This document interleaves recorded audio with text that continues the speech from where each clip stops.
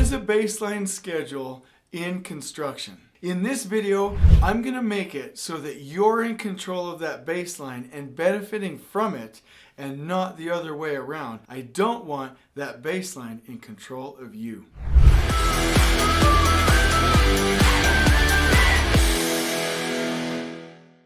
So in this video, I'm going to talk about what a baseline schedule is. I'm going to show you how to use it, and I want you to know the 5 things to keep in mind and the 5 things to look out for anytime you're dealing with a baseline schedule. Let's do this.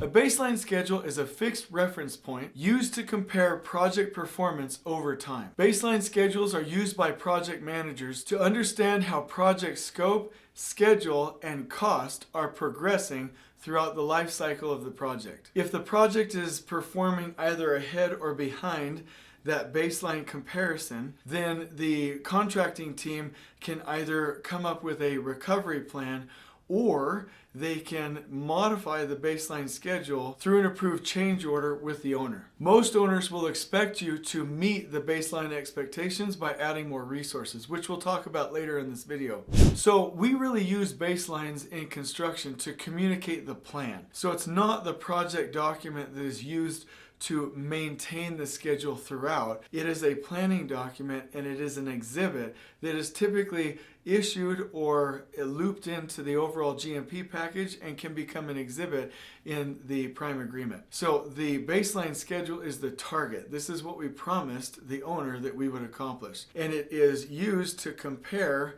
to the progress throughout the project so that decisions can be made. When I was a superintendent in construction, we would always do a comparison where you would compare the schedule, the status of where we were at that time to the baseline schedule. We had the activities had the same activity IDs, and you would see exactly if they were trending ahead or trending behind, and then we could make decisions with the owner. But here are some things that I want you to keep in mind, because just like anything, any tool on the construction project, this can be a tool to harm you or a tool to help you. I love the analogy of the hammer. You can take a hammer and you can beat somebody over the head with it and kill them, or you can go build something and drive nails, right?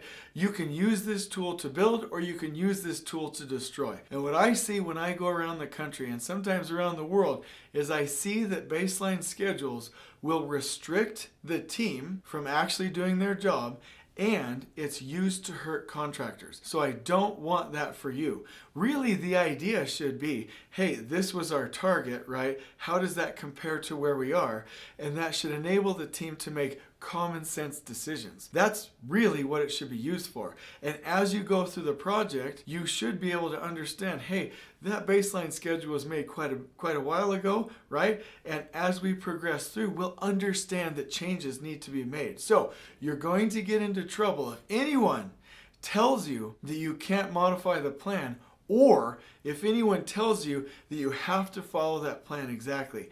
Here's why. Plans are useless, but planning is everything. Everyone has a plan until you get punched in the face, according to Mike Tyson, right? Here's another quote for you. No plan will sustain contact with the enemy. That means you can have a plan early on, but that plan is not going to be the same once you actually get out on site and actually start implementing. And owners and contractors and leaders in construction need to understand that. So here are 5 things to keep in mind with baseline schedules. Number 1, make sure that it represents a logical project plan. That means that when you are developing that plan in pre-construction, it should be done with the team, it should be done with the builders, it should protect trade flow, it should have enough schedule contingency to absorb risks, you should consider weather, and you should, and this is the most important part, have a fresh eyes meeting or a risk review and have the entire team tear that plan apart to make sure that it is a decent plan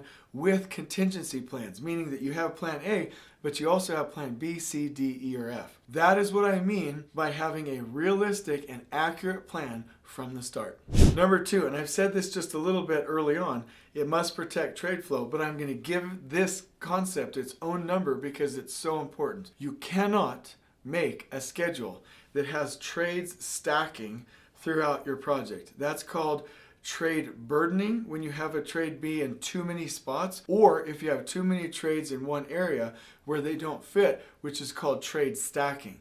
You cannot do it. As soon as your schedule, and especially your baseline schedule, does that, it is lying to you. It is not an accurate representation of what you can do, and it is going to get you in trouble. So you have to make sure, if you're going to submit a baseline, those trades need to go from area to area to area in a nice diagonal flow in your schedule and never be stacked vertically unless you have additional crews or additional contractors, and those contractors have expressly communicated that they can do it, and they have proven that they can do it. You must protect trade flow.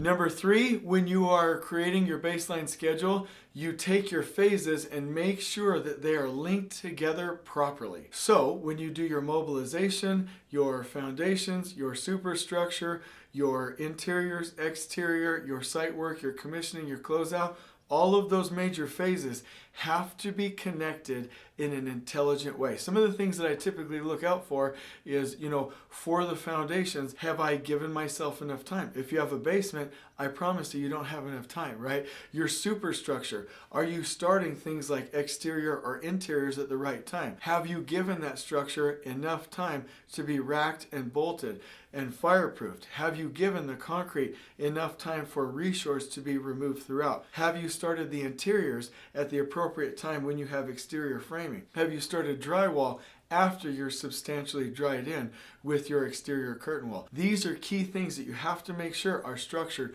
throughout your plan in order for you to have a good baseline schedule. Number 4, take into consideration weather risks like I talked to you about before, which means analyze the weather risk for that project in that area for the durations when it's going to happen. Estimate the amount of contingency you need. Make sure you understand the contract provisions and get that into your schedule. And number 5, like I said, you are going to have to get that reviewed by the team and tear it apart to make it correct. You know what? I just love fresh eyes. Another thing I love is the fresh eyes that you all give me when you review these videos and give me feedback. I love it when you use the comment function down below. You comment on this video and you give me feedback. I'm constantly learning, constantly doing videos that you're asking for. I'm constantly learning from you. So please keep commenting on these videos. I love to hear from you. All right, so here are 5 key things that I really want you to watch out for, or else you're going to get in trouble with baseline schedules. Number 1, your project will change, so do not expect it not to. You cannot let your baseline schedule force you to keeping the same sequences, the same activities, the same durations, and the same work breakdown structure. You have to understand that changes are going to happen in the field, and you cannot let the owner or yourself restrict you from making those proper changes so that you can properly plan the work. Things will change. Make the changes. Number 2, you cannot have a baseline schedule that does not have buffers or schedule contingency. You will have to have schedule contingency and buffers because delays will happen. If you have a baseline schedule that does not have buffers or schedule contingency, you will not meet those dates. That is a historical fact. The quality of your schedule is based on the quality of your review, your risk review that allowed you to determine how many buffers or how much schedule contingency you needed in the baseline. Number 3, be careful of the software. A lot of times your software will track your activities through an activity ID, and the software will require you to have the same activity IDs in your current schedule in order for that baseline comparison to happen. This could also restrict you from a behavioral standpoint from making the right changes and modifications to your current schedule. Be mindful of that and don't restrict yourself. Number 4, typically when you are doing a baseline comparison, your owner will ask you to recover with resources. That is one of the worst ideas, or at least it should be one of the last ideas. Some of the first ideas will be to actually cascade the delay and eat into a buffer, to actually identify the proper zoning that you need to have to finish the project, to possibly detach an area that was delayed and cover it with other resources or tools or methods or at a different time. There are many different things that you can do to recover a schedule before you just go add labor, just go add materials, and just go throw money at the problem. Sometimes when you're asked to recover with resources, that is a surefire way to extend your project, tank it, and spiral out of control. So be careful. And number 5, don't ever let your owner or your owner's scheduling consultant prevent you from using your buffers, your contingency, or float. Those are specifically in there to manage the variation, the statistical variation that is going to happen on your project. If you have a baseline that does not have those buffers or that contingency, you will be in trouble, you will finish late, and you will lose money. And so in the description below, I'm going to link you to a blog post that talks all about this, that has these items on it for you, that has guides here that you can follow when using a baseline. But the bottom line is, if you're going to use a baseline schedule, use it to build, use it to increase communication, use it to increase partnering, and never let it become a tool that people can use to beat you over the head with, hurt you and your team, and hurt your company. That was not the purpose of a baseline.